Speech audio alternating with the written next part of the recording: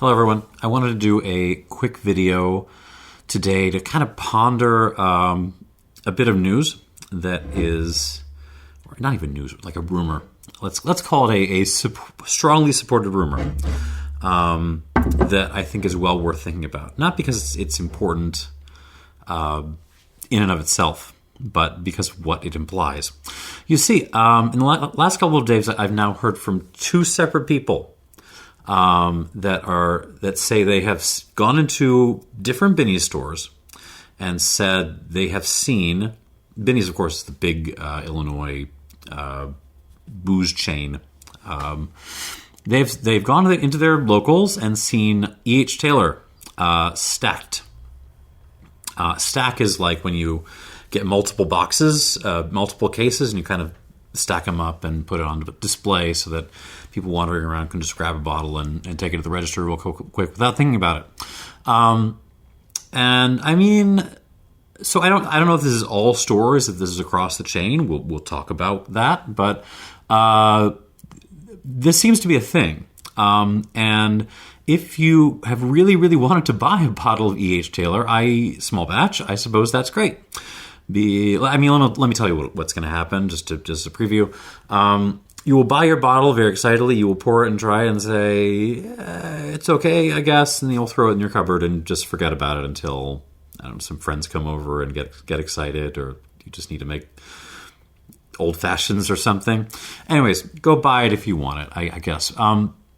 However, like with all the crazy things I have been hearing over the last year, there's a lot of things that have made me nervous. This is the first thing I've heard that has genuinely made my blood run cold. And I will tell you why.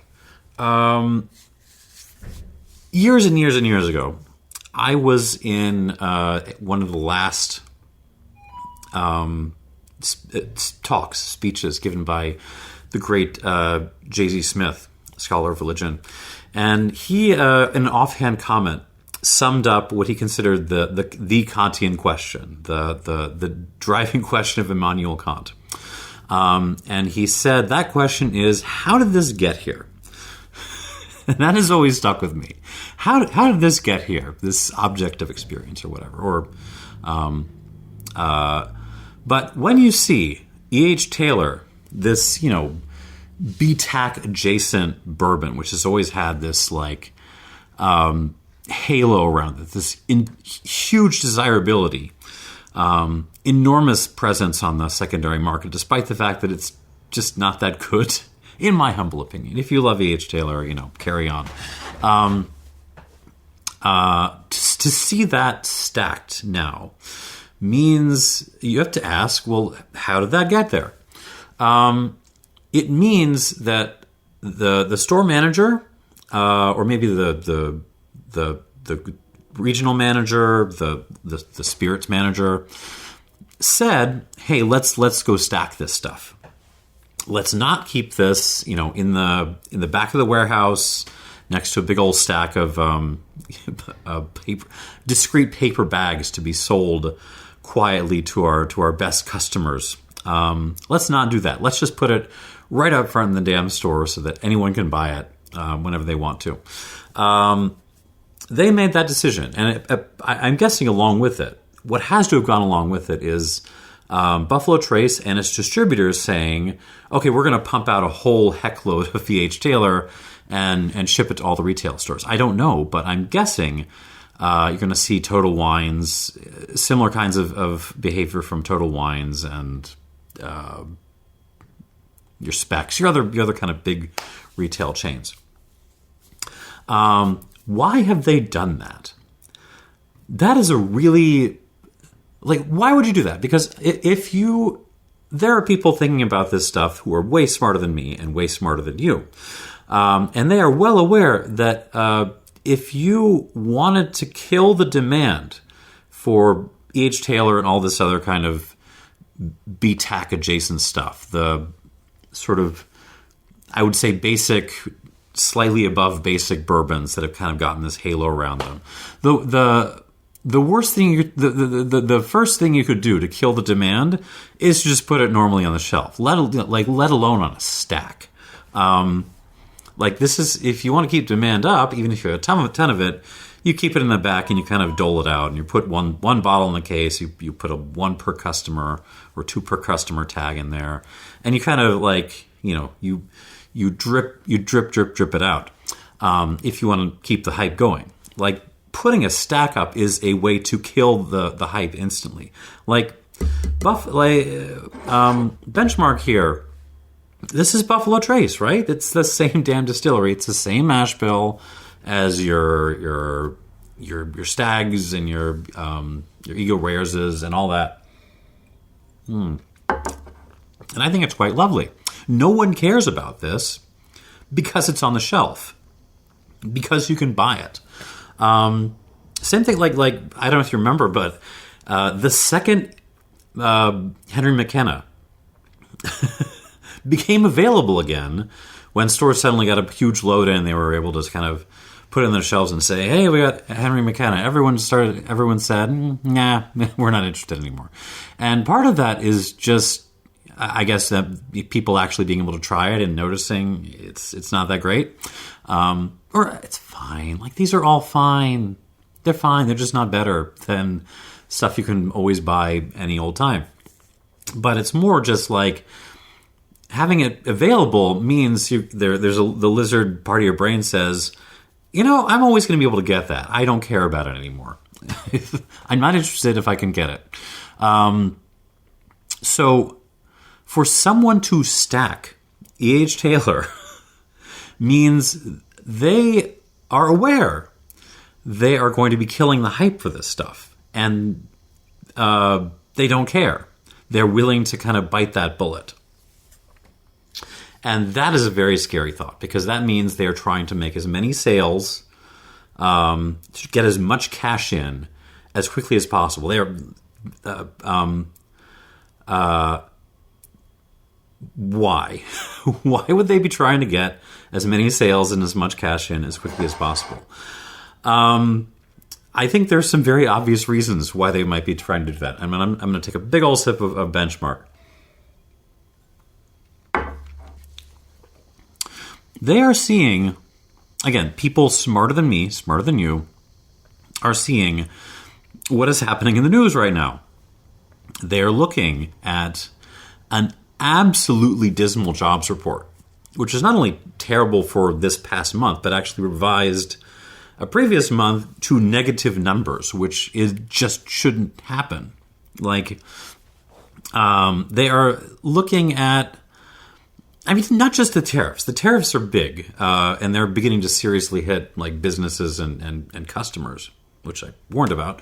But beyond just the brute fact of the tariffs, they're looking at the downstream effects. They're looking at they're looking at the rise of BRICS. They're looking at all, the leaders of China and India and Russia basically bear hugging these countries that almost have nothing in common except for the fact that they've either been kicked out of the U.S. market or trying to move their stuff out of this hot mess as quickly as possible.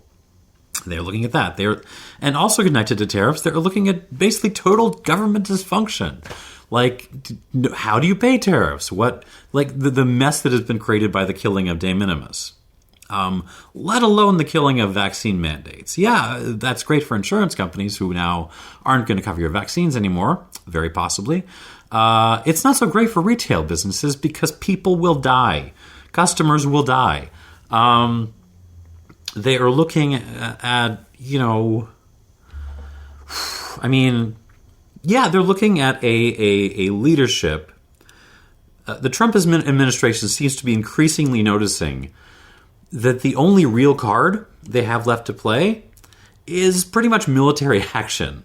That's all they got in terms of how they're going to goose the economy and in terms of how they're going to get their way on the international stage and, really domestically too. So they're going to start relying on that card more and more and more and more and more because that's what they got. Damn, I need this Benchmark right now. So What's going to happen? I don't know. Neither do they, really. We're going to see a big old federal invasion of Chicago with ICE agents kidnapping people from taco trucks and freaking paleterias, and the National Guard being called in to, I don't even know what they're allowed to do, like, clean up red line stops from tourist trash. Maybe. I don't know. No one knows. Are we going to see more bombing in Yemen? Maybe, probably. I don't know. Are we gonna blockade Venezuela? Are we gonna try to decapitate Venezuela? What is gonna happen there? I don't know. No one knows. But people smarter than us are looking, like we're all looking at that stuff and going, what do we do? I don't know. People smarter than us are looking at that and saying, we're going to start stacking E.H. Taylor because we need to get cash in now, right now. And that makes my blood run cold. That makes me very worried. So, what is going to happen? I mean, at the broader economic level, I have no idea. Like, I am not qualified to talk about broader economic outcomes. But I think at a retail level, if you do see the downturn that I think is coming, and the panic that I think is coming, you're going to see a couple of things. You're going to see, first of all, you're going to see what I've talked about before is in terms of a K-shape in pricing. Let's talk about the top is easy to get away with because you're going to see more and more and more luxury products, premium products, ultra premium products as producers and retailers try to keep hold of that corner of the market that still has money to spend. You see the same thing in an enormous level in almost all like kind of the fun product sectors, watches, clothing. That's all that stuff. That they're all kind of going in that K shape. But on the other side of that, the K, the lower part of the K, is where I think things are going to get interesting because I don't think I thought this through. I have thought this through. New products may see a price cut. Old products, I do not think we'll see, the big gigantic sales and closeouts and price cuts and things that you might expect to see. I don't think that's going to happen. At least as advertised, I think prices are going to on stocks that stores already have are going to remain about where they are as advertised. But I do think it's interesting that despite the fact that E.H. Taylor has been stacked at least a couple of stores, and I'm guessing it's just a couple of stores. I'm guessing this is very targeted. You will not find E.H. Taylor on the website of Binny's. Still, you will not be able to search. Okay, what stores have the E.H. Taylor? How much? They're still not telling you that. Despite the fact that a couple of stores have it stacked. So this is I'm guessing this is a very, very targeted thing. And you will continue to see targeted things. You will see sales, closeouts that are just for particular stores and are not advertised online. You will see notifications of availability of stuff like that going to particular customers and strings of customers, targeted stuff to kind of keep customer attention and to, move people into the store to buy stuff without actually having to, say, we're cutting prices, we're having a big old blowout sale on, everything. But like very, very targeted sales, like in that lower side of the L, to try to cut that knot. That's going to happen, and I think so. In more annoying digital coupons that only come to you and you have to scan it at the register, that kind of thing. That's going to happen. And the goal is going to be to just kind of bring cash in, and the Why bring cash in? Well, to keep the lights on, to make payroll, stuff like that. But also, like, there's going to be renegotiations of pricing with distributors. There's going to be mergers and acquisitions. Oh my goodness! Always remember that Binny's bought Sam's Wine and Spirits, the other kind of big Illinois retailer. They bought them in 2009, basically right in the middle of the Great Recession. So recessions, downturns are a great time to do mergers and acquisitions and sort of concentrate the industry. So do expect that to happen as well. This is... What can I tell you? I mean, hold on tight. Drink up. Try to survive. And as I've mentioned in a previous video, primary everyone. Primary everyone, for God's sake. Get involved. Get a community. Because this does not change without our intervention. So brace yourself and kind of know getting out of this is on you. Oh, and go buy an E.H. Taylor, I guess, if you really want one. That is the video. This went on longer than I was expecting. Thanks for watching. Good luck out there.